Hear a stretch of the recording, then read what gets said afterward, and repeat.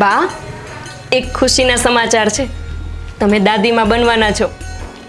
હું દાદીમાં બનવાની છું.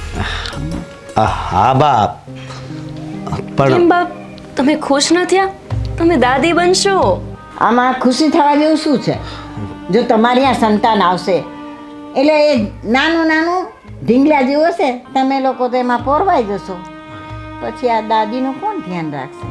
અરે બા, તમે આવું શું કામ બોલો છો? અત્યાર સુધી તમે અમારું ધ્યાન રાખ્યું છે ને, તો આગળ તારે તમારું ધ્યાન રાખશું અમે. હા બા, અમારું સંતાન તો હવે આ દુનિયામાં આવશે, પણ આજ સુધી તમે જે અમારું ધ્યાન રાખ્યું છે એ ઋણ અમે ક્યારેય નહીં ભૂલીએ. એટલે આવી ચિંતા નથી કરવાની તમારે.